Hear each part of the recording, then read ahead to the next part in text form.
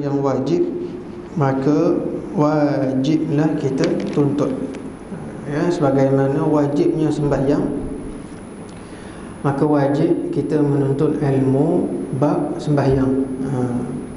Jadi mana-mana perkara yang nak menyampaikan kepada yang wajib, maka wajib dituntut. Contohnya orang membaca Al-Quran. Membaca Al-Quran sunatlah, tetapi bila nak baca Al-Quran itu mesti bertajwid. Nak tak nak wajib belajar tajwid untuk membaca Al-Quran. Baik. Jadi bahawasanya barang yang boleh sampai dengan dia kepada menunaikan yang wajib itu adalah ia wajib juga. Maksudnya perkara yang sampai kepada nak menunaikan perkara yang wajib, jadi ilmu itu adalah wajib dituntut. Dan barang yang boleh sampai dengan dia kepada menunaikan fardu, itu adalah ia fardu jua. Jadi dekat sini dia ada dua, wajib dan fardu. Tapi kedua-dua istilah wajib atau fardu sama maksud dia, ya. Cumanya ada istilah kata wajib ain sama dengan fardu ain, ataupun wajib kifayah, lebih kurang maksud dia fardu kifayah. Cuma wajib ni dia hukum yang 5 tu, wajib, sunat, makruh, haram, fardu, dia bab lain. Tapi bila sebut fardu, dalam fardu itu makna wajib, makna wajib. Jadi fardu dia ada dua lah, sama ada fardu ain atau fardu kifayah. Fardu ain maksudnya fardu ke atas setiap mukallaf, semua sekali, lelaki perempuan yang dah mukallaf. Jadi dia fardu ke atasnya tu bermaksud wajib ke atasnya. Kalau fardu kifayah maknanya seorang buat lain tak payah, itu fardu kifayah. Jadi seorang buat lain tak payah. Baik. Dan demikianlah pada puasa dan zakat, jika ada baginya harta dan jika ada baginya harta. Yang puasa, zakat jika ada baginya harta, dan haji jika wajib ia atasnya. Dan demikian juga pada jualan-jualan jika ia berniaga. Makna bab jual beli, kena tahu kalau seorang itu dia berniaga, wajib dia belajar bab jual beli. Berapa ramai orang berniaga gini tak tahu langsung hukum jual beli. Sedangkan tak kira lah, berniaga nasi goreng tepi jalan pun, berniaga burger ke, wajib, sebab dia dah berurusan dengan jual beli. Jadi kitab fiqh tu dia ada kitab bai', bab al-bai', maknanya bab jual beli, bai' wa syira' tu, jual beli. Jadi wajib. Tapi beramai kita peniaga-peniaga hari ni langsung tak ngaji langsung bab. Boleh katakan 90% berani jamin, saya berani jamin, orang berniaga 90% memang tak pernah belajar fiqh bab jual beli. Kalau salah tolong betulkan, tapi macam itulah yang saya jumpa. Memang dia sibuk berniaga, mengaji bab berniaga tak mau. Dia mengaji bab berniaga, dia mengaji bab macam nak promosi, dia mengaji lah, tapi itu bab dunia. Maksud dia bukannya berkaitan dengan hukum syarak. Jual beli ni hukum syarak, dia kena tahu. Barulah berkat niaga tu.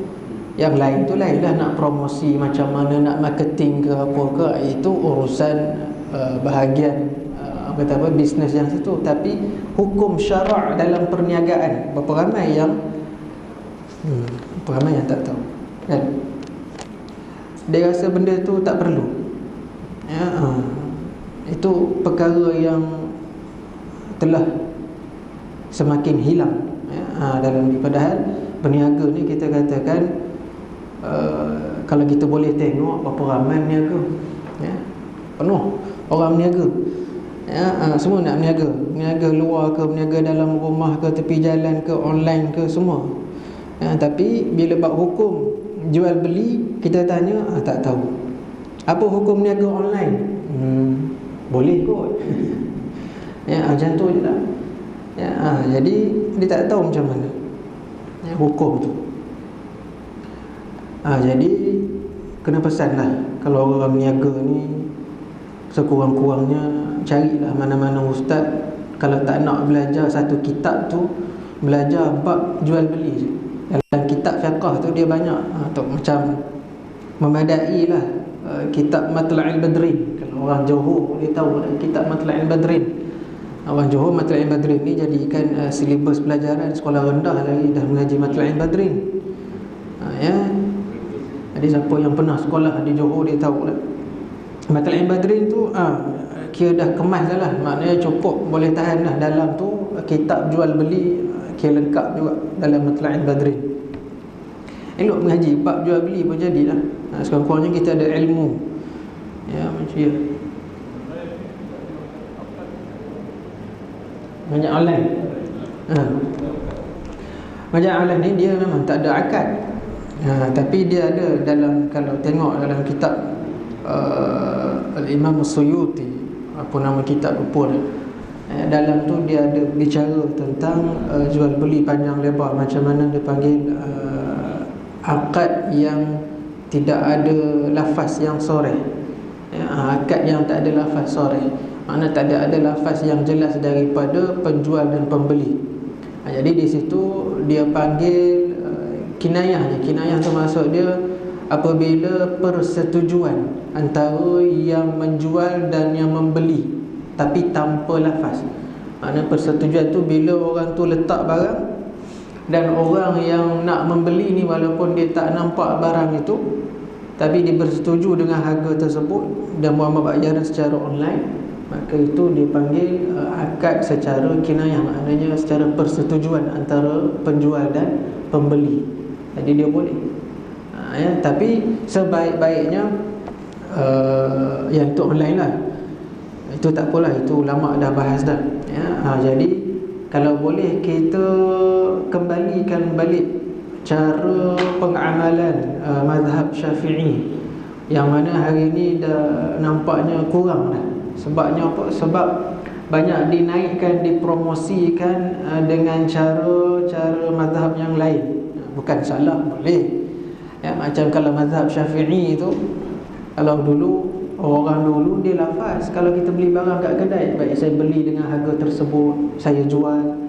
Sekarang tak ada dah. Sekarang balik lah. Tak ada dah, terima kasih pun dah tak ada. Contoh. Jadi kalau kita boleh amalkan balik mazhab Syafi'i ni, mazhab Syafi'i ni sebenarnya lengkap dah, bukan yang tak lengkap pun. Cuma dari sudut pengamalannya tu dah berkurang sekarang. Macam jual beli, saya jual, saya beli, saya jual dengan harga tersebut. Siapa nak kena lafaz dulu, pembeli ke penjual, memadai dengan lafaz yang bagaimana, semua adanya dalam mazhab kita sebut. WhatsApp boleh lafaz lah tu, tapi lafaz secara bertulis, kitabah. Bukan lafaz secara, dia jual beli ni dia tak straight macam akad-akad yang lain. Dia bab dalam fiqh dia ada satu bab panggil bab akad dia. Dia bicara bab akad. Jadi akad nikah kahwin lain, akad jual beli lain, akad banyak jenis akad. Jadi betul lah. Kadang-kadang ada perkara dalam bab akad nikah, akad jual beli tak boleh diamalkan dalam akad macam nikah kahwin lain. Macam kontroversi nikah secara online, akad tu. Sebab kalau dalam mazhab kita, kalau online begitu, tanpa kehadiran saksi dan juga dalam satu majlis, tak sah.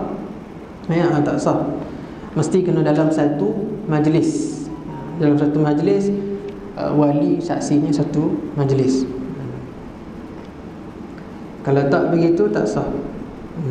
Ya.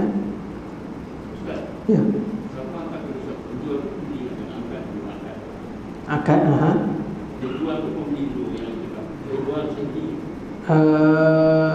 Dia kalau ikutkan yang membeli dulu. Membeli dulu. Yang membeli. Ya, yang membeli maknanya saya beli barang ni dengan harga yang tersebut sekian. Ya, saya jual dengan harga tersebut. Penjual pula dia balas balik. Ya, tapi itu tak ada apalah, mana yang dulu. Semua juga ada dibahaskan siapa yang patut dulu.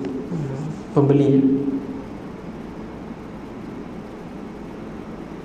Kenapa? Kerana dia yang bersetuju untuk menyerahkan hartanya, maknanya menyerahkan duit.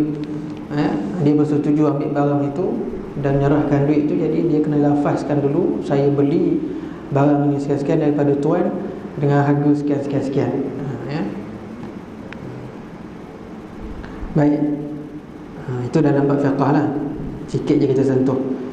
Dikatakan bagi Muhammad bin Hasan rahimahullah ta'ala. Baik, wallahu subhanahu wa ta'ala a'lam. Kita sambung tak tahu bila lagi. Mudah-mudahan lah. Mudah-mudahan 2 minggu je lah ya. Allah. Besok tak ada lah. Jadi hari ni kita baca 3 kitab sekaligus. Habis tauhid kita baca tasawuf pula. Cuma saya minta maaf lah, nanti saya nak pinjam kalau ada kitab Hidayatus Salikin lebih, boleh pinjamkan ya. Tertinggal lah pula. Ingat dah ada tadi, tersilap bawa kitab. Kita ni ngaji tauhid dulu, lepas tauhid baru tasawuf. Ya, saya banyak. Baik, kita sambung kitab tauhid. Ringkasan Aqidah Ahlussunnah wal Jamaah, muka surat 5 ke surat 4 dah habis dah ya? 4 dia dah 5 lah. 5.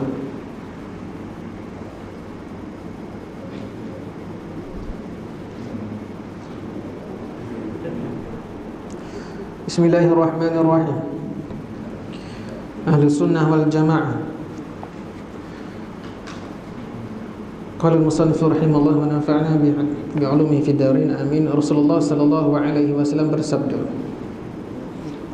"Walladhi nafsu Muhammadin biyadihi la taftariqu ummati ala 73 firqatan fawahidatun fil jannah wa 72 fil nar." Qila man hum ya Rasulullah? Qala ahlus sunnati wal jamaah. Rawahu at-Tabarani. Baik, Rasulullah sallallahu alaihi wasallam bersabda, demi Tuhan yang memegang jiwa Muhammad sallallahu alaihi wasallam di tangan kekuasaannya, akan berpecah umatku. Maksud akan berpecah umatku ni maknanya orang Islam. Ya, umatku di sini bermaksud orang Islam. Sebanyak 73 puak. Jadi orang Islam berpecah kepada 73 puak. Firqatan fawahidatun fil jannah, satu puak masuk surga, yang selainnya, selebihnya itu 72 di dalam neraka. Bertanya sahabat, siapakah firqah, iaitu golongan yang tidak masuk neraka itu ya Rasulullah? Nabi SAW menjawab, iaitu Ahlus Sunnah wal Jamaah. Hadis riwayat At-Tabarani. Jadi hadis ni sahih lah, masyhur. Ya, mengatakan bahawa umat Nabi SAW yang beragama Islam akan berpecah kepada 73 puak golongan. Ya, jadi yang lain itu adalah sesat melainkan satu, iaitu Ahlus Sunnah wal Jamaah. Ya, jadi Ahlus Sunnah wal Jamaah sahaja yang sebenar, yang terlepas daripada api neraka. Sedangkan golongan lain adalah sesat dan akan dihumban ke dalam neraka. Baik, jadi dari sini ramai yang klaim mereka adalah Ahlus Sunnah wal Jamaah. Tak kira mereka adalah Ahlus Sunnah wal Jamaah, tapi klaim mengklaim ni maklumlah. Tapi jarang yang mereka itu klaim dengan yang sebenar. Kerana apa? Kerana mereka tahu bahawa mereka bukan yang sebenar. Mereka yang hampir-hampir je klaim. Macam Syiah dia tak kata mereka itu Ahlus Sunnah wal Jamaah. Cuma dia kata mereka itu golongan yang benar begitu. Tapi mereka tak letak diri mereka itu Ahlus Sunnah wal Jamaah. Tapi ada juga puak Syiah yang mengatakan mereka pun Ahlus Sunnah wal Jamaah. Tetapi masalah di sini, hadis ini berkaitan dengan akidah, bab akidah. Yang bicara ini adalah berkenaan bab akidah. Yang tak selamat maksudnya Nabi SAW ini, yang tak selamat apabila mereka itu kekal pegangan akidahnya begitu sehingga akhir hayatnya, barulah akan dihumban ke dalam neraka jika tidak bertaubat. Hak Allah Ta'ala yang kita bicara ini adalah atas kalam Nabi SAW. Syariatnya begitu. Apabila tidak mengikut Ahlus Sunnah wal Jamaah, golongan-golongan ini, maka ianya adalah sesat. Sesat bukan bermakna kafir. Kenapa dihumban ke dalam neraka? Kerana berdosa atas fahaman. Sesat dan kafir dua perkara yang berbeza. Orang Islam boleh sesat, tapi belum tentu dia kafir. Jadi orang Islam dia sesat disebabkan apa? Fahamannya tak mengikut Ahlus Sunnah wal Jamaah. Kena jelas tu. Sesat bukan bermakna kafir. Cumanya dia terkeluar berdosa kerana tidak mengikut aliran ataupun fahaman Ahlus Sunnah wal Jamaah. Jadi neraka tu apabila dikatakan akidahnya itu sehinggalah akhir hayatnya dia faham begitu, tak nak ubah dan sebagainya. Tetapi dia itu masih lagi Islam dan beriman dan Islam. Cumanya berdosa kerana faham dia tu tak ikut Ahlus Sunnah wal Jamaah, berdosa lah, tak ikut majoriti. Orang beriman pun ada yang masuk neraka disebabkan dosa-dosanya, tapi dia beriman, dia Islam. Jangan bila kita kata orang tu sesat, maka dia dah keluar iman dia ataupun keluar Islam. Salah cara tu. Jadi masalah ni dalam masalah akidah. Masalah akidah. Jadi siapa itu Ahlus Sunnah wal Jamaah? Ahlus Sunnah yang mengikut sunnah, jalan sunnah, jalan Nabi SAW dan juga jalan para sahabat, dan juga jalan yang mengikut sahabat, dan jalan yang mengikut pengikut sahabat, sehinggalah kepada kita hari ini. Jadi jalan silsilah itu Ahlus Sunnah wal Jamaah. Jamaah itu adalah apabila fahaman itu daripada Nabi SAW turun kepada sahabat, sahabat turun kepada pengikut sahabat, tabi'in sampai pada hari ini. Fahaman itu tidak lari, tidak menyimpang jauh, tidak menyimpang. Jadi kalaulah fahaman akidahnya itu daripada Nabi SAW turun pada sahabat, turun kepada tabi'in sampailah pada tabi'in, maka itulah fahaman yang jamaah. Walaupun dekat kita di Malaysia ada begitu ini, tapi bila dihimpunkan umat Islam satu dunia, sehinggalah pada zaman Nabi SAW, jamaah itu majoritinya itu fahaman.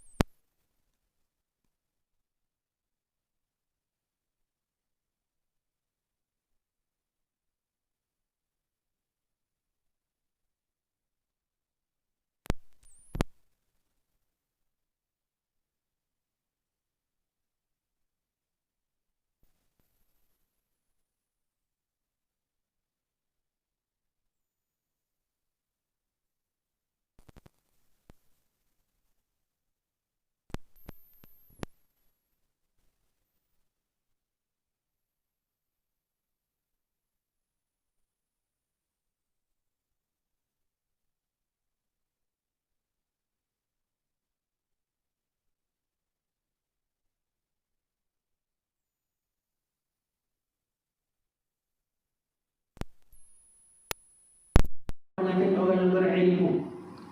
Jahil merakam orang yang berilmu, tapi ilmu dia itu salah. Tak dikatakan jahil walaupun dia ada ilmu, tapi dia jahil kerana ilmunya itu tak betul, salah. Lagi profesor, lagi doktor ke, apa sekalipun, kalau tak mufakat dengan yang majoriti dan yang benar, maka ianya tetap dikira jahil merakam. Ada salah. Walaupun kita ada ilmu sikit, tak ada pun contoh, tak ada SPM pun, tak ada diploma ke, tak ada degree ke, tak ada, tapi mengaji macam ni. Ilmu ini dia tahu, walaupun dia tak ada title, SPM pun tak ada. Tapi kalau tanya kita, yang lain, ilmu nahwu, ilmu saraf itu kan orang yang ada degree. Contoh, kalau budak-budak pondok ni yang mana masuk daripada kecil itu, kalau nak katakan, kalau budak pondok itu dia mengaji lah, nak lawan dengan orang degree ke, memang kalah degree. Itu yang saya cakap. Sebab saya pun pernah duduk di dalam itu, di dalam orang-orang di situ. Jadi kita ada dua-dua. Walaupun saya tak habis pengajian saya bahagian akademik, saya lari ke pondok, tapi kita ada dua-dua, ada pengalaman itu. Pengalaman pondok ada, pengalaman akademik ada. Jadi orang yang akademik ini dia silibus dia dah potong-potong silibus kajian dia kan. Dia dah ringkas-ringkaskan, nak kejar, nak cepat sikit, nanti boleh dapat scroll cepat sikit. Jadi kalau pondok tak, pondok dia nanti betul-betul nakkan ilmu. Jadi lain.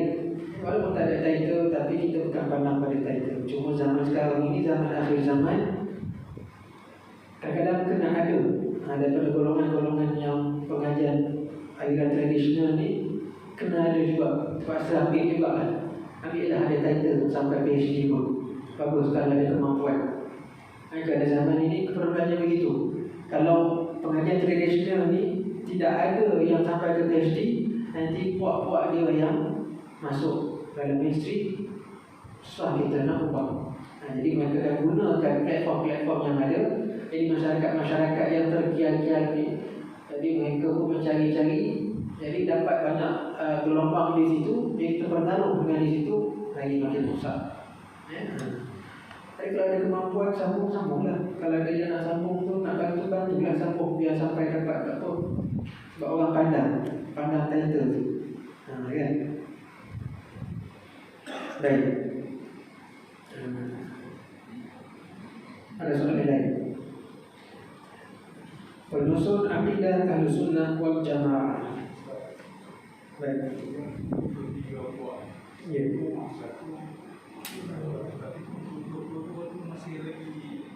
Islam. Masih lagi harapan masuk kedua. Iya, kalau boleh tahu apa? Dia taufik sahabat. Itu mana yang kolonial itu keluar lah. Bila cukup syaratnya boleh terkeluar daripada Islam, baru kita katakan kafir. Bila cukup betul-betul syaratnya itu, syarat-syarat maksudnya murtad ataupun boleh jadi kafir, baru terkeluar. Selagi tak cukup syarat itu, walaupun satu lagi tak cukup pun kita tak keluarkan dia daripada Islam. Baik itu pekerjaan Ahlussunnah wal Jamaah tidak mengkafirkan Ahlus Syahadah. Selagi dia bersyahadat, elok semua, dia pegang itu, dia beriman dengan Allah Ta'ala dan beriman bahawa Nabi SAW itu adalah pesuruh Allah, dia Islam. Melainkan cukup syarat-syaratnya. Syarat-syaratnya pun kalau dikeluarkan itu macam menidakkan wahyu, katakan beriktikad bahawa wahyu sepatutnya bukan pada Nabi SAW. Itu teruk sangatlah. Itu boleh jatuh pada kufur. Sebab itu ulama antaranya macam Syekh Abdul Hadi Al-Kharsa, ulama Al-Madisiyah katakan Syiah ni bagi pada dua je, sama ada kufur ataupun ahlul fasiq wal bidah. Dua je, sekitar dua. Kufur ni yang ekstrim sangat, yang lampau-lampau. Yang fasik lagi bidah ni yang ringan sikit, tapi tetap berdosa. Tak dulu ni tak dikira betul lah. Syiah.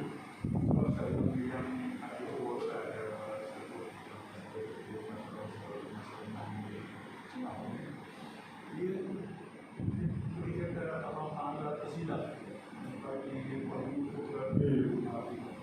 selesai Syiah Ismailiyah atau Syiah Ja'fari, ya, kalau itulah Syiah. Banyak Syiah, saya pun ada kawan Syiah, dia daripada Iraq, mak ayah dia dulu Syiah, lepas tu ayah dia dapat dakwah pula daripada W. Kacau. Dakwah daripada W, ada W kan. Jadi tinggal mak dia bawa lari dia pergi Syria, tinggal mak dia dekat Iraq. Ayah dia ni kira dah bila berdakwah tu kira bertaubat daripada Syiah, jadi W pula. W dikerahkan sikit masuk Syria, duduk Syria. Lepas tu yang anak ni tinggal Syria. Lepas tu macam mana ayah dia pun hilang tak ke mana, tinggal anak dia termakan kanting dekat Syria semua. Jadi saya berkawan dengan dia, jadi dapatlah tahu macam mana dua-dua faham dia ada, Syiah dia ada W pun dia ada. Jadi saya duduk dengan dia dah masa di Syria tu. Jadi alhamdulillah dia pun dah duduk Malaysia, dah kahwin Malaysia. Ya, serting isteri dia. Serting juga. Sekali dia mengajar di Darul Ulum di Rasah dekat Telekom. Rasah dia. Dia mengajar di situ. Masa duduk dengan dia tu sebab saja dengan dia saya tak cakap bahasa Melayu pun. Sebab kita nak latih bahasa Arab. Jadi dengan dia tu kita berbahasa Arab. Kalau tak apa-apa di sana kan. Baik. Jadi banyaklah dia punya Syiah, faham Syiah tu dia tahu. Jadi kita dapat tahu banyak dari tu lah. Ada pelik-pelik. Dia Syiah ni lebih pada entah daripada nafsu je lah. Lebih pada nafsu sebenarnya. Nafsu dan emosi. Orang lain dah move on lama dah, dia tak move on lagi. Sampai sekarang duduk merantik itu lah, merantik Hussein, nanti lah saya nak lagi, rantiknya tu lah secara kesudah dalam majlis itu. Dan menyanyi berceramah, kasihan kepala kena pegang, kena bunuh, kena begitu, kena begini, sampai sudah tak habis. Kalau begitu tahu dah, itu je. Tak move on, kasihan pula kan. Jadi kita doakan sajalah. Mudah-mudahan Allah Ta'ala itu menyelamatkan atau mereka itu dapat hidayah daripada Allah Ta'ala. Semoga semuanya dalam rahmat Allah Ta'ala. Mudah-mudahan kita tak tahu, doakan saja. Mustahaknya kita ni pun tak lepas-lepas lagi. Kita pun masih lagi bersusah payah mujahadah nak lawan nafsu, mujahadah nak dapatkan Allah Ta'ala itu dalam diri, nak tegakkan tumpuan pada Allah Ta'ala itu. Masih belum dapat ini. Usulullah insyaAllah ya. Baik, Allah Subhanahu wa ta'ala a'lam. Kita baca sikit hidayah sedikit.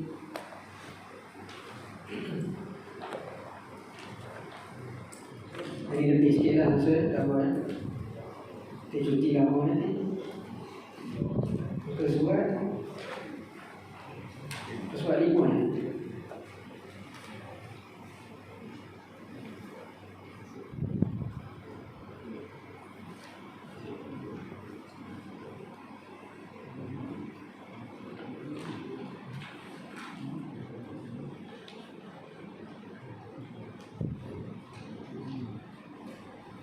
Surat 5 tak? Ke-4 3 Fadilada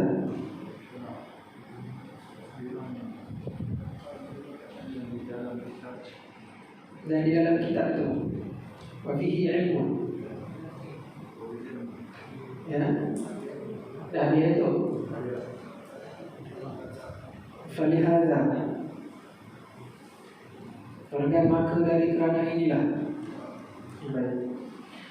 Falihada ahbab Falihada ahbabtu an utarjima masailahu ma'a ziyadati masail nafsiyah fi hadha al-kitab bi kalam jawi liyantafi'a bihi man la ma'rifata lahu bi kalam al-arab. Maka dari kerana inilah kasih aku bahasakan, terjemah beberapa masalahnya di dalam kitab ini dengan bahasa Jawi Melayu, serta aku tambah padanya beberapa masalahnya yang baik-baik tidak dapat tiada daripadanya, supaya manfaat dengan dia orang yang tiada mengetahui baginya bahasa Arab. Masya Allah. Jadi kasihnya ulama ni, Tok Syekh ni pada kita bangsa Melayu untuk faham kitab-kitab Arab, maka diterjemahkan untuk kita dapat manfaat. Jadi sampai sekarang masih lagi kita membaca kitabnya. Sampai sekarang lah saham itu mengalir berapa banyak. Kitab ni orang Malaysia, orang petani mengaji lah kitab. Jadi berapa juta orang mengaji kitab ni, banyak itulah sahamnya. Masya Allah. Saham akhirat tak putus-putus. Saham tu pahala daripada dunia yang mengalir untuk dibawa kepada akhirat. Nanti disimpan dalam tabung akhirat. Nanti bila sampai mizan Allah Ta'ala itu, mizan timbangan Allah Ta'ala itu, pahala ni diterjemah, maknanya dizahirkan betapa banyaknya pahala ni Allah. Masya Allah ta'ala. Alim, ulama beramal dan amalnya lagi dengan saham-saham yang dia tinggalkan. Begitu juga lah kita. Yang kita ni kadang-kadang ilmu pun tak pernah ada, amal pun tak pernah banyak, tetapi inilah sahamnya yang kita boleh tinggalkan. Idza mata bani Adam, bila dah mati anak Adam tu, inqata'a amaluhu, terputuslah amalnya, melainkan ila bisalat, melainkan 3. Doa anak yang soleh, ilmu yang manfaat pada orang lain, dan juga sedekah jariyah. Jadi Al-Imam Ibn Hajar, terutama Imam Suyuti, ada Ibn Hajar Al-Asqalani, ada mensyarahkan hadis doa anak yang soleh itu tidak semestinya anak, tak semestinya anak semata-mata. Termasuklah juga doa ikhwah, mana doa saudara sesama mukmin juga dikira. Jadi doa kita macam Allah maghfir muslimin dan muslimat, wal mu'minin wal mu'minat. Doa kita atau kita doa, ya Allah ya Tuhan, ampunkanlah dosa bagi fulan dan fulan khusus. Ataupun doa kita baca Al-Quran, ya Allah ya Tuhan, ku niatkan pahala bacaanku ini diberikan kepada fulan bin fulan. Maknanya pahala itu disampaikan, boleh disampaikan. Jadi sebab itu kita ada buat kenduri tahlil arwah semua itu, dan kita doakan amalan-amalan bacaan kita itu disampaikan pahala itu kepada si mati. Jadi kalau kita ni tak banyak amal, kalau kita ini pun orang kata tu banyaklah kita sedar diri kita banyak salah silap dengan Allah Ta'ala. Jadi kalau yang berduit itu sebenarnya rezeki dia di dunia untuk akhirat. Kita tak boleh nak cemburu, tak boleh nak jealous. Sebab itu rezeki dia di dunia untuk akhirat, sekiranya dia menggunakannya dengan baik. Bukan bermaksud dia itu sengaja tak nak buat baik. Kalau sengaja tak nak buat baik, itu dosa-dosa lah. Tapi kalau dia sengaja tak nak sembahyang, mengatakan sembahyang itu tak wajib, itu bukan lagi dosa, itu kafir. Kalau kata sembahyang tak wajib, tapi dia tahu sembahyang itu wajib, cuma dia malas tak buat, banyak tinggal, banyak kosong, banyak lompongnya itu solat dia.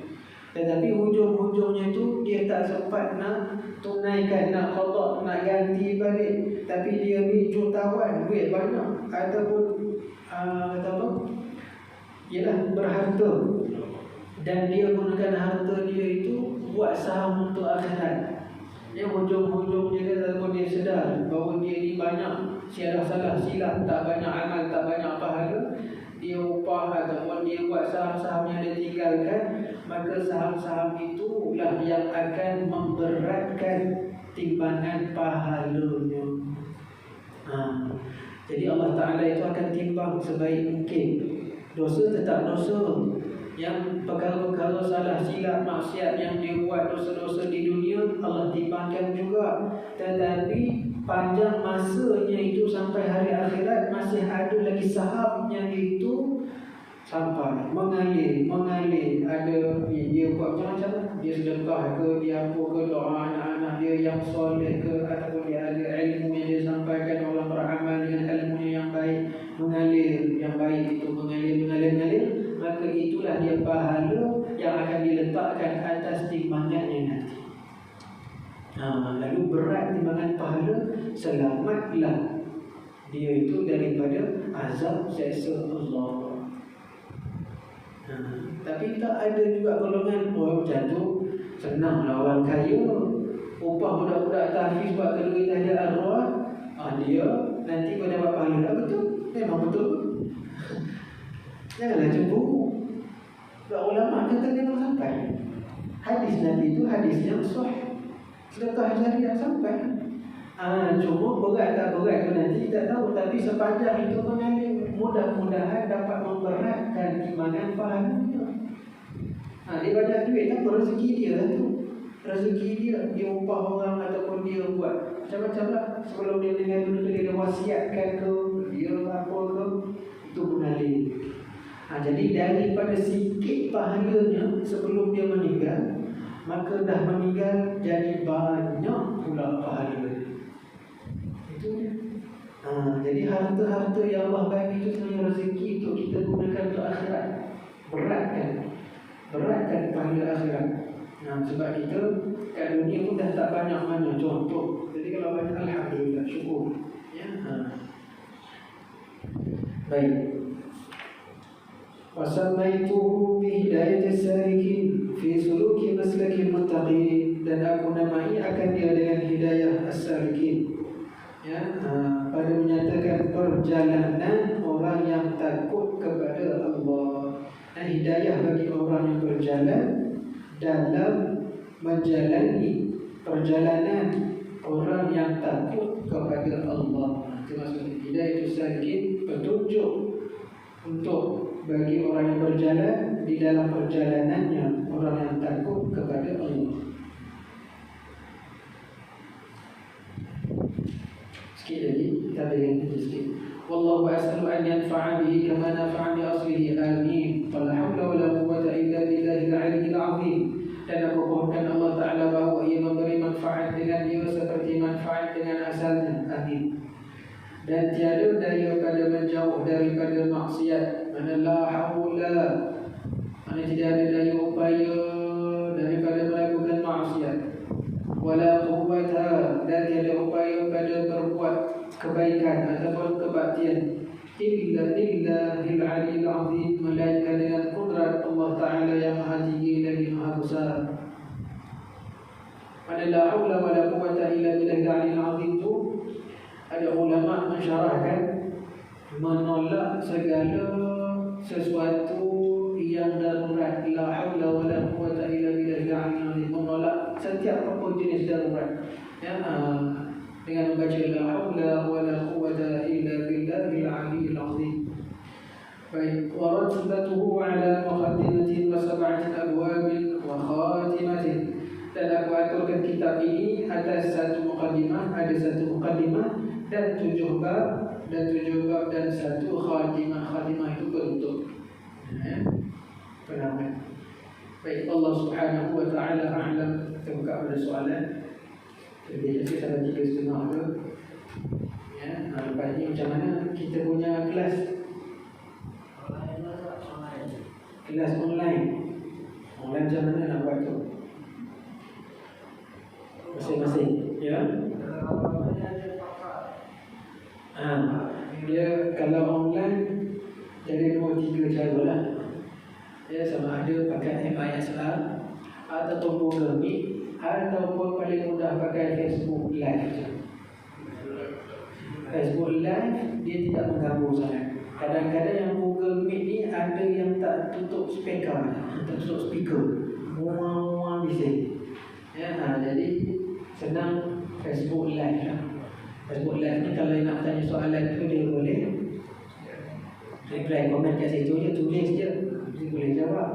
Kalau Google Meet ni memanglah kita boleh tengok muka masing-masing kalau dibukakan kamera tu. Tapi takut ada yang lupa Dia mengganggu bising. Jadi itu pula lah. Facebook Live tu nak guna Facebook siapa, ya. Jadi mesti kena maklumkan pada jemaah-jemaah yang nak turut serta, ya. Jadi itu siapa nak uruskan tu.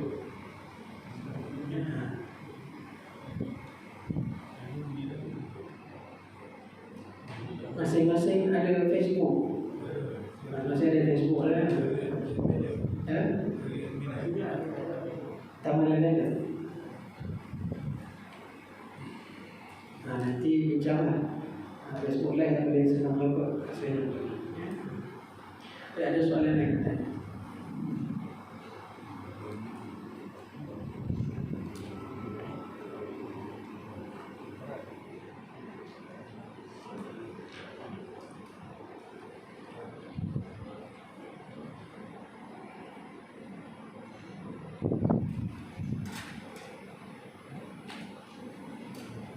Tapi kalau nak pakai Facebook saya pun ada.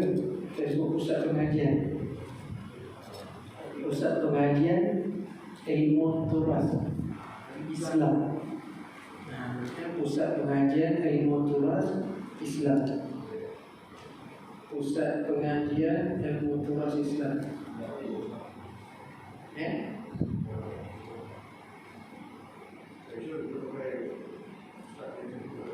Boleh.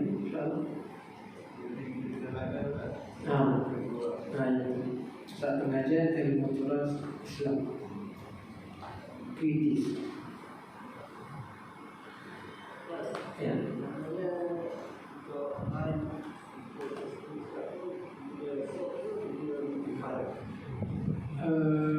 Boleh minggu depan. Supaya masing-masing dapat Selasa dan Khamis jam sama dengan macam di Bipon. Ini senanglah kat rumah masing-masing kan. Jadi boleh duduk, ada air sebelah, ada keripik, dan dalam itu boleh lah kunyah-kunyah minumnya.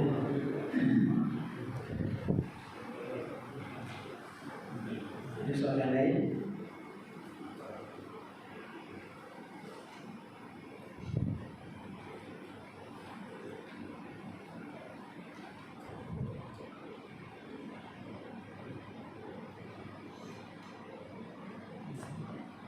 Cuma saya nak, ada saya dengar video saya balik, tengok video untuk pengajian yang lepas tu tentang solat jamak tu. Ada satu yang saya tersilap cakap, dia perasan dalam video tu, jamak takdim, yang mana kalau terlepas niat dalam sembahyang, kat situ saya tersilap. Saya kata tak boleh ulang kan. Yang tak boleh ulang jamak takhir kalau terlepas niat. Kalau jamak takdim boleh. Sebab saya tengok video saya balik. Kalau jamak takdim, kalau dah lepas salam tu kita terlupa niat, boleh diulang balik sembahyang itu. Yang tak boleh jamak takhir kalau terlepas dalam waktu yang pertama tu dah masuk waktu kedua, kita tak berniat, maka sembahyang tadi itu kena ganti. Kalau takhir, kalau takdim terlepas niat tu perlu ulang balik apa? Ulang balik sembahyang. Itulah.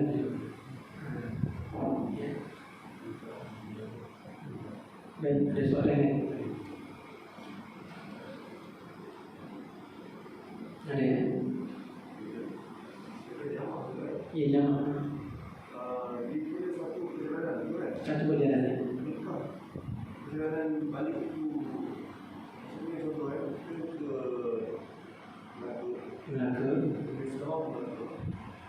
Melaka nak ke Kuala Lumpur. Jadi kita solat jamak di Sarawak. Okey. Adakah dia boleh? Boleh, tak ada masalah. Ya. Jadi perjalanan itu daripada Senawang ke Melaka. Lepas tu Melaka nak ke Kuala Lumpur. Lepas tu semayang di Senawang, balik perjalanan ke Kuala Lumpur. Boleh. Jadi dia satu perjalanan, satu hari perjalanan. Di kawasan Di kawasan pun tak ada masalah. Jangan sembahyang dalam rumah. Dalam rumah tak boleh kan? Ya, sebab itu dalam kitab ada kaul yang boleh digunakan pakai untuk kita penuntut ilmu dalam mazhab. Selagi kita tak masuk had rumah, selagi itu kita boleh jamak. Had rumah. Kalau yang kaul mu'tamadnya had Korea. Tapi ada kaul dalam mazhab yang boleh digunakan pakai untuk kita mengaji ni, ada had rumah. Had rumah tu pintu pagar dia. Kalau rumah ada pintu pagar, selagi tak masuk pintu pagar dia tu, dia boleh jamak. Contoh, rumah dia situ, dia singgah masjid, sembahyang kat masjid sini, jamak kat masjid sini, boleh. Boleh. Walaupun dalam Korea. Itu kaul, ada satu kaul dalam mazhab kita, boleh diamalkan. Tak ada masalah. Kalau mu'tamadnya Korea lah, ini boleh diamalkan dalam pengamalan. Tinggal barang, jangan ada niat patah balik.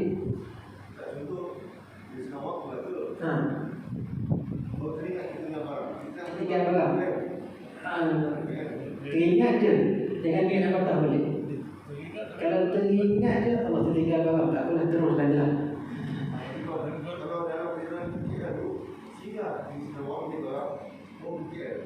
Tak boleh. Tak boleh. Kalau singgah tu bukan di rumah, boleh.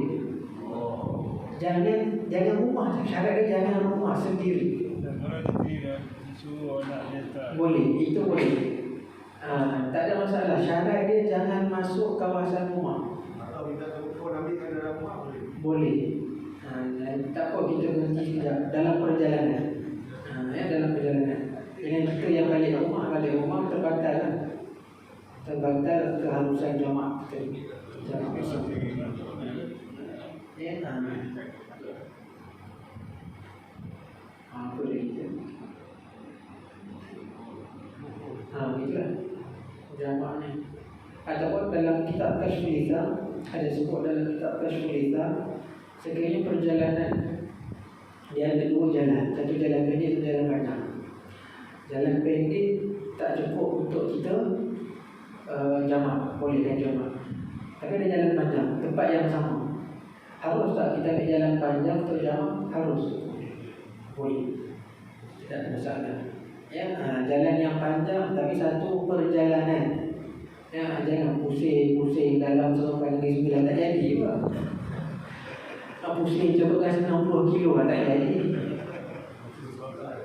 Ya, jadi satu perjalanan jarak je. Boleh. Kita kata ada jalan panjang, tapi juga ada destinasi itu ada jalan panjang boleh kita jamak. Tapi jalan pendek. Kalau ikut jalan pendek tak boleh jamak. Tak boleh jamak. Kalau nak jamak ikut jalan panjang, ikut jalan yang jauh. Macam kalau daripada Seremban ni, biasanya kalau ke Sungai Buloh dah boleh jamak. Ya, Sungai Buloh tak kira ikut Plus ke ikut Legas ke, dua-duanya boleh jamak.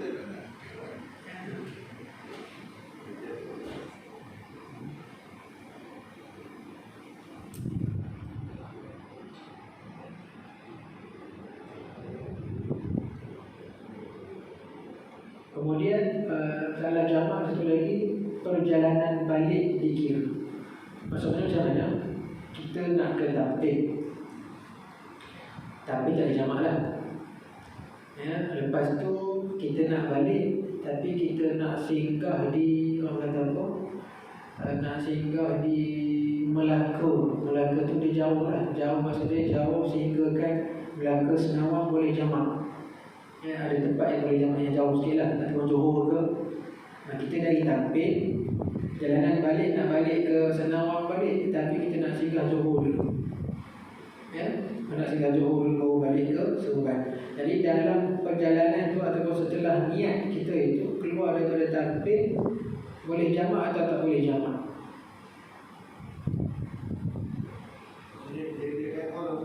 Ya, di add on. Ya, di add on perjalanan. Boleh tak? Boleh. Sebab dikir satu perjalanan balik dia pusing Johor, walaupun dia nak balik Sabah ni, tapi dia pergi Johor dulu sampai balik. Jadi kalau dah start niat di situ, dia nak jamak di tampil tadi pun dah boleh dah. Ya, di tampil tu pun dia dah boleh jamak.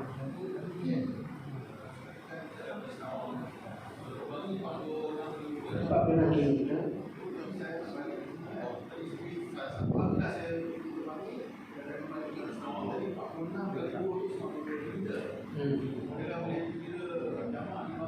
tak boleh.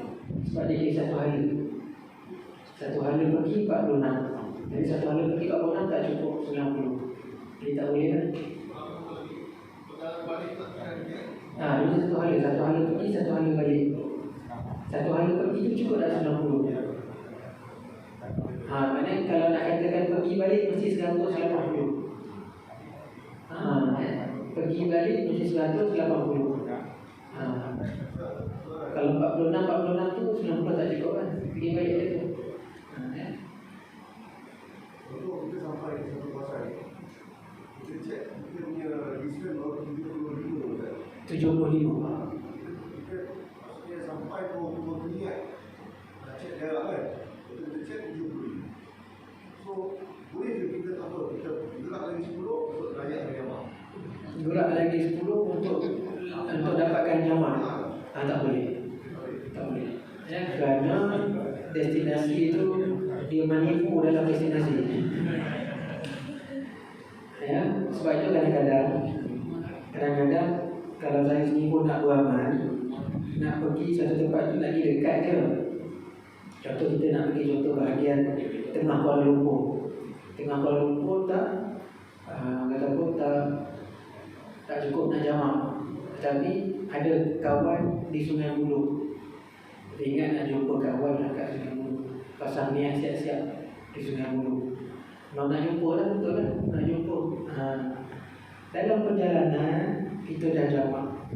Dah. Tiba-tiba tak jadi, bukan sengaja, bukannya menipu diri sendiri tak. Tapi tak jadi pula jumpa kat Sungai Buloh. Dia kata tak apalah, dia turun KL. Tapi kita dah jamak tadi. Yang sah. Mana tak perlu pergi qada dan ulang balik sebenarnya. Kalau dah jamak tadi Zuhur Asar, tak apalah, dah memadai. Sebab dia terputus, bukan kita yang rancang. Dah jamak tadi dah semayang, dah dikir besar. Tak perlu ulang balik. Sebab tu kalau boleh nak bergerak tu, kalau ada tujuan yang lagi jauh, letak siap-siap. Bukan menipu tak, memang nak pergi sana. Senang. Tak apa lah. Maksud dia kalau tanpa tujuan, tak boleh nak jamak. Tanpa tujuan, tak boleh nak jamak, mesti ada tujuan. Niat pada rumah tu, memang nak pergi jalan sana. Ataupun yang kedua, perjalanan maksiat, lagi tak boleh jamak. Tengok bola. Tengok bola tak boleh jamak. Semata-mata tengok bola. Tapi niat utama nak ziarah. Sampai sana malam tu pergi tengok bola. Dia tak boleh lagi. Jadi kalau semata-mata tengok bola, masa tengok bola tu dikira sebagai maksiat, lawa, maka tak boleh jamak. Walaupun jauh. Ziarah stadium. Ada waktu je kat stadium. Lain macam tu. Ziarah stadium. Baru dengar tu kan. Ziarah stadium. Kalau tak ada orang main bola, tak boleh ziarah.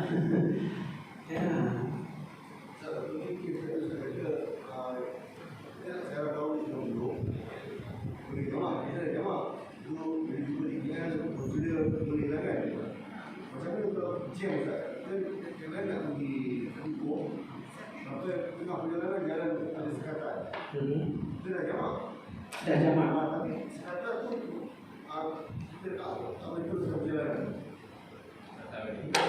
Kata balik. Itu tak apa. Benda yang di luar. Maknanya terputus disebabkan perkara yang berlaku selepas. Jadi kita dah sembahyang dah solat jamak siap. Tiba-tiba jam tepuk sangat. Tak boleh nak teruskan. Bukan kita rancang apa semua, tapi semayang dah semayang dah, tak perlu qada balik.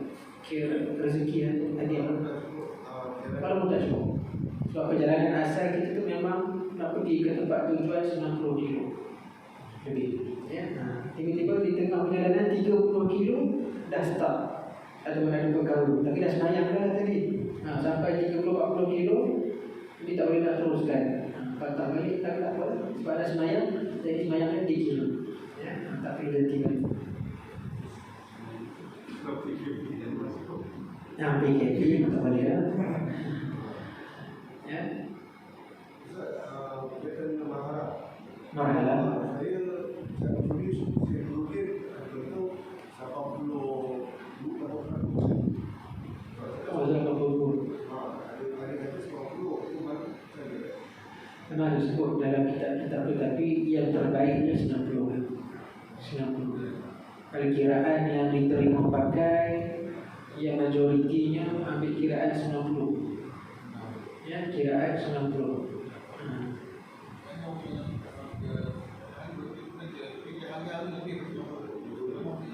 Hari boleh jamak. Hari dia kerja, contohnya Sumbai Tanjung Malik, Sumbai Tanjung Malik. Tiap hari boleh jamak, rezeki dia. Ya. Soalan tadi mana? Tanjung Malik lah.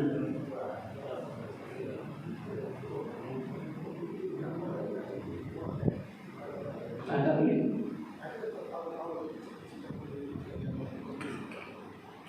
Kau daif yang boleh pun kasar je. Tak boleh jamak. Kasar sahaja. Tak boleh jamak. Tetap kena buat jadi kasar. Itu kau daif. Jamak wajib keluar daripada rumah. Kasar ada kau. Sebelum kita keluar boleh kasar. Itu ada kau daif. Boleh buat kalau darurat. Ya, jamak tak boleh, kasar boleh. Jadi kita dah nampak sangat ni. Cuma nak cepat nak contoh darurat sangat. Tapi orang dah azan. Dah siap-siap semua lagi nak keluar orang dah azan. Nak tak nak kita nak cepatkan perjalanan. Jadi kita boleh kasar dalam rumah. Kasar saja bukan jamak ya, kasar. Jamak tak boleh. Itu ada kau balik. Jamak mesti kena keluar.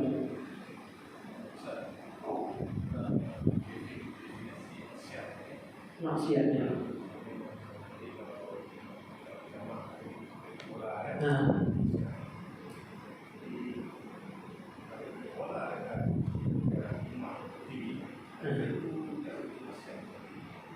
Dalam TV tak dikira. Dalam TV tak dikira. Dia semata-mata. Tapi kalau semata-mata niat nak tengok bola tu dalam TV pun dah kira maksiat lah. Semata-mata. Walaupun dalam TV. Lebih baik kita niat nak ziarah je. Ziarah orang tu. Ya, niat nak ziarah orang tu.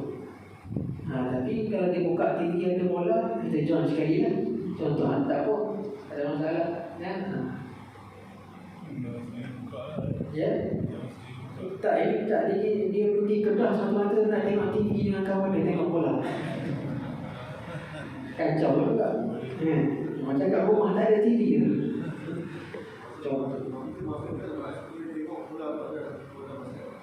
Tengok bola. Tengok bola boleh, jangan pergi ke stadium. Tengok dalam TV tak apa. Kat rumah sendiri. Ya, cuma jangan pergi stadium. Stadium tu tempat bercampur-campur. Tempat maksiat kan? Ya, tempat bercampur. Tempat lawan. Walaupun dihasilkan. Sebab dia bercampur dengan mulut dia lagi. Mulut kadang-kadang perkataan-perkataan yang keluar itu bukan perkataan-perkataan yang elok. Kadang-kadang dia maksiat juga.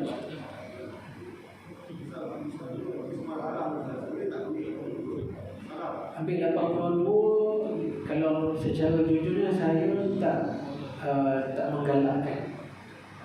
Tak menggalakkan. Kalau 88 tu okey lagi. Dan 85 ke atas boleh. Orang sakit dia boleh jamak. Sakit yang bermaksud yang tak boleh nak bangun. Contohnya dia akan ambil ubat ataupun memang dia akan tak boleh bangun. dalam waktu zuhur ni dia kata kalau dia ambil ubat ni memang maghrib baru jumpa lah, baru bangun tutup. Ataupun dia langgar waktu zuhur je, lepas tu dia tak boleh nak bangun dah. Dia tak langgar nak bangun tak boleh dah. Memang badan dia lembik subuh. Dia boleh jamak, tapi jamak tamam. Jamak tamam, tak boleh jamak qasar. Yang sakit jamak tamam, dan juga hujan. Dan hujan pun jamak tamam. Jamak pula dia kena jamak takdim, tak boleh jamak takhir. Ya, untuk orang sakit. Kalau demam ke, demam yang sangat-sangat teruk, tak boleh dah. Tak boleh nak apa, tak boleh nak apa, memang sakit sangat. Dia boleh jamak, tapi jamak tamam. Lepas zuhur dia ambil ubat, dia nak berahat sepanjang. Tak boleh nak panas badan tu semua. Sebab itu yang saya alami sendiri masa saya belajar dulu. Jadi tanya tuan guru, kata boleh jamak tamam. Waktu tu saya 41 Celsius, panas sangat badan. Tak larat nak pergi klinik pun kawan kena angkut. Jadi boleh jamak, boleh jamak tamam. Jadi ada rasa tenaga sikit zuhur tu, ambil wuduk apa semua, terus bayang duduk je. Tapi jamak lepas tu tidur. Rehat. Dan malam baru sedang maghrib, baru sedang boleh jalan saat. Kalau banjir macam mana? Hujan boleh jamak kan? Kalau banjir. Banjir.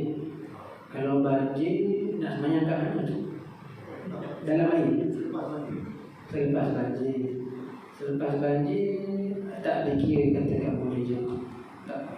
Jadi dia kena sembahyang kat mana-mana bahagian yang tutup dengan apa-apa lah, kain ke papan ke apa pun sembahyang atas tu, supaya tak sujud atas elok ke apa pun.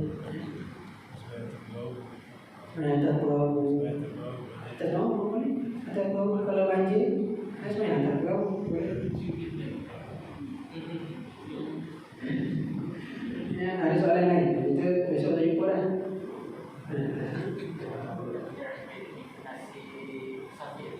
Definisi musafir.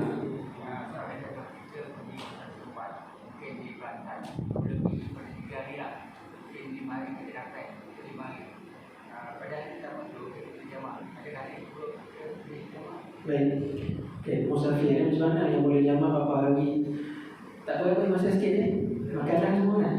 Boleh. Jadi dia macam ni. Total dia 5 hari termasuk pergi dan balik. Maknanya perjalanan pergi tak dikira 1 hari, walaupun kita sampai awal. Contohnya kita sampai kat Kelantan pukul 1 tengah hari. Ya, perjalanan pergi ni sehari ini sampai 1 tengah hari besok sehari. Dikira masih lagi perjalanan pergi. Jadi tak kira. Ya, bila habis besok 1 tengah hari, contohnya hari Sabtu. Sekejap. Baik, hari ni hari Isnin lah. Isnin kita bertolak. Ahad. Macam mana kita kata? Okay lah, sampai Sabtu tengah hari Isnin. Sampai Sabtu tengah hari Isnin. Ya, sinilah kita kira sebelum ibu jari ni. Ya, 1 tengah hari Isnin. Ya, sampai sini. Ni sampai ni. Ni sampai 1 tengah hari Selasa, baru dikira sehari. Ya, sehari. Perjalanan pergi tadi. Ya, perjalanan pergi. Baik. Ni apa, Selasa kan? 1 tengah hari Rabu, 2 hari. 1 tengah hari Khamis, 3 hari. 1 tengah hari Jumaat, 4 hari. Ini dikira kita dah duduk. Dengan syarat tadi kita niat nak balik hari Sabtu. Ini Sabtu, nak balik hari Sabtu. Jadi ini perjalanan balik. Jadi inilah yang hanya dibenarkan sahaja. 3 hari 3 malam. Di awal perjalanan 3 hari 3 malam. Ya, seolah-olahnya 4 hari lah. Sebab tadi kita kira pergi. Ya, jadi ini hari pergi kalau kita tutup 3 hari 3 malam. Ya, pergi balik sehari semalam ni dia bagi free sehari semalam. Yang ni pun sampai rumah dia lah perjalanan balik. Jadi syarat 3 hari 3 malam lah, jangan lebih. Jangan lebih. Jadi semua sekali 5 hari pergi dan balik. Maknanya kita musafir hari Isnin dengan syarat hari Sabtu dah nak balik. Kalau kata awal-awal perjalanan nak balik hari Ahad, dah terbatas. Sampai di tempat yang dituju tak boleh dah nak jamak. Gitu. Kecuali diizinkan lagi bila dah sampai nak tambah lagi sehari, maksimum 4 hari. Jadi 6 hari sahaja.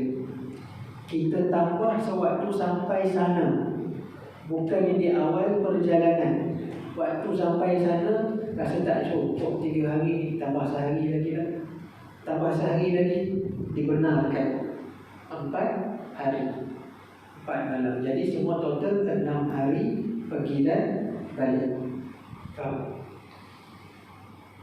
Hari balik pada makan kita nak sebab daripada apa rumah kan. Dia nak jawab Dalam perjalanan berapa boleh jamak? Perjalanan balik tu boleh jamak. Tak ada masalah. Itu masih lagi dalam perjalanan. Itu satu sudut. Faham ni jelas itu.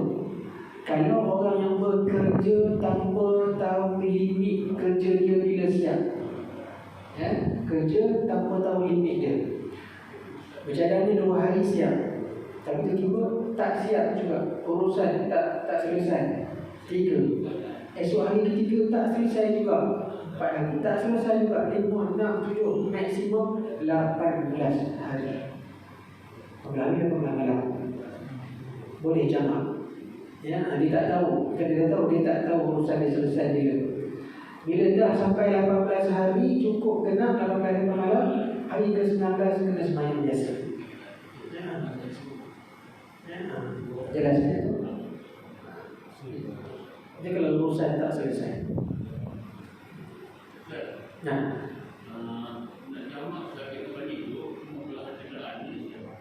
ya, memperlahankan kenderaan.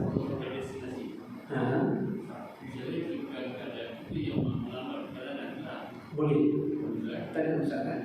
Dalam perjalanan masih lagi dikira dalam perjalanan, di situ lah tak berhenti lagi tempat duduk, masih lagi boleh jamak walaupun 2 hari.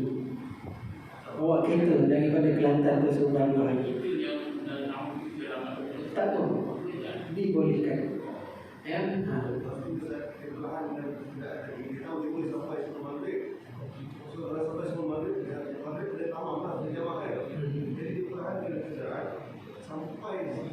Boleh, tak ada masalah. Boleh. Tak ada masalah. Dikira dalam perjalanan, perlahan ke slow ke boleh. Perlahan ke laju ke boleh. Ya.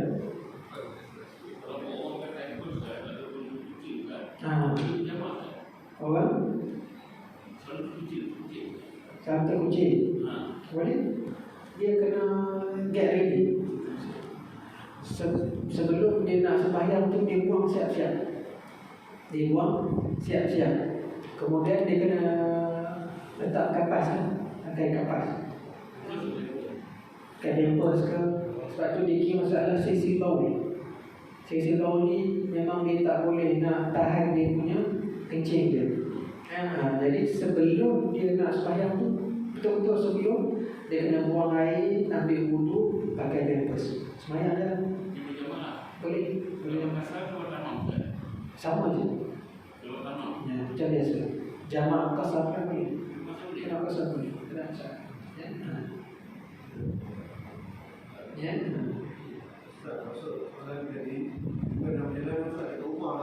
Kat rumah kena tamam tak boleh jamak. Kat rumah kat rumah tak boleh. Itu tak membolehkan keharusan jamak. Kencing tapi tak apa, di sisi bau. Sembahyang fardu biasa. Boleh. Pakai kempas lah. Jangan kena pakaian.